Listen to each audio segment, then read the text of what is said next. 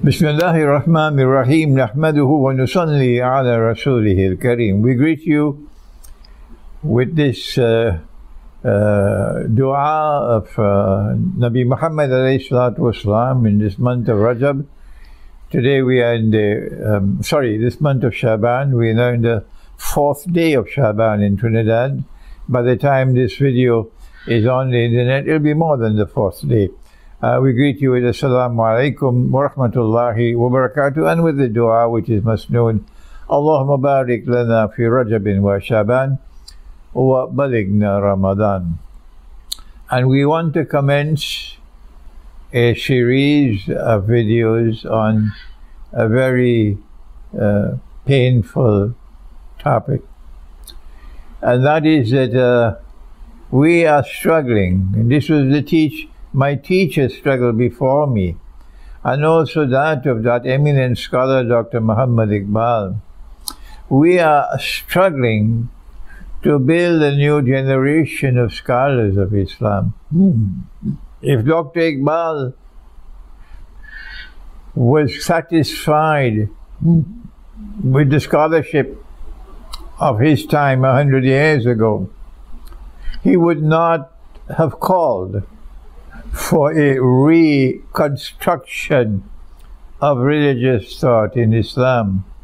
One of the most outstanding thinkers of this age, and this was what he called for, a reconstruction of religious thought in Islam. And no one has answered that call of his better than my own teacher of blessed memory, Maulana Dr. Muhammad Fadlur Rahman Ansari, who pioneered that reconstruction of religious thought in Islam, particularly in his 2-volume masterpiece, the Quranic Foundations and Structure of Muslim Society.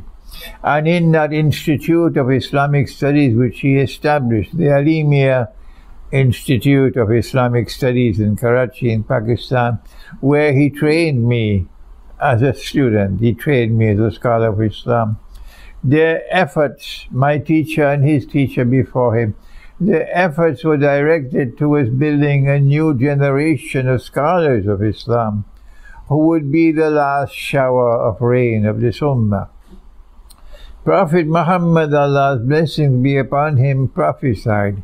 He said, my ummah is like the rain. It is not known which shower is better, the first or the last.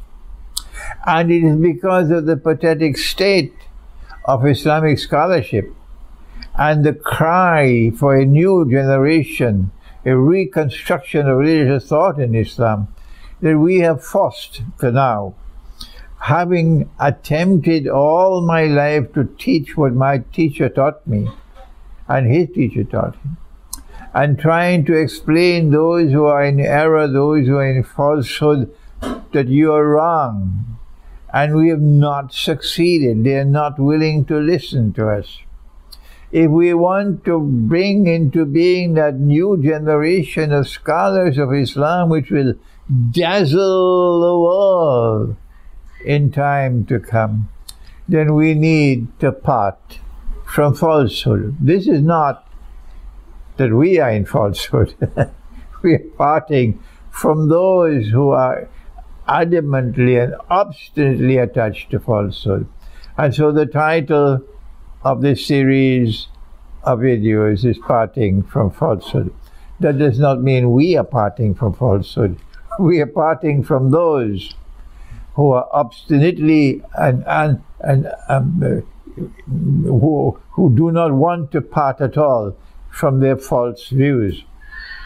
And the first video, of course, is the one which you are already familiar.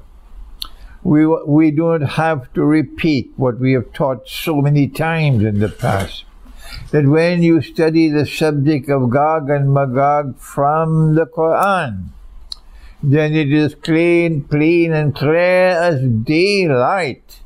There is no interpretation. There is no mutashabiha. It is muhkama. It is plain and clear that Gog and Magog have been released already into the world. That Gog and Magog are those who have brought the Jews back to Jerusalem to reclaim it as their own 2,000 years after Allah had expelled them and banned their return.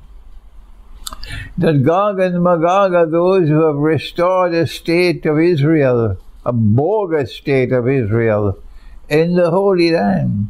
That Gog and Magog are those who are waging oppression, war and oppression on our people in Gaza, even as we are recording these videos. They are people with the hearts of beasts. They don't listen to anyone at all.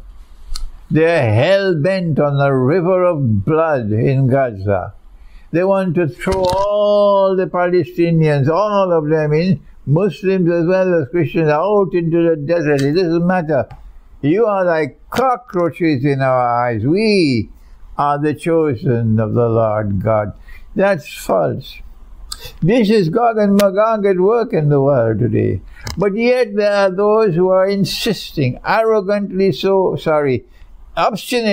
not arrogantly, obstinately so. No, Gog and Magog have not as yet been released. No, Gog and Magog will only be released when Jesus returns. That's false. Let me repeat it. And let these words be inscribed on my book on Judgment Day. That is false. And that is so manifestly false that it is creating great damage and danger for millions and millions of people who are brainwashed by that falsehood. And so today, we say to you, we're parting from you. We will no longer attempt to try to convince you. If you are to be convinced, Allah will have to convince you and change your hearts, because we are wasting our time now with you.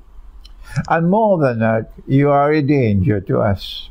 So if you insist, obstinately so, in defiance of the Quran that you don't even want to study, either because you lack the capacity to study it, or you don't know how to study it, or you're too scared of studying it, we say to you, if you insist on believing that Gog and Magog have not as yet been released into the world, and they will only be released when Jesus returns, Nabi Isa alayhi salam, then sorrowfully, we have to part from you. Thank you. Wassalamu alaikum wa rahmatullahi wa barakatuh.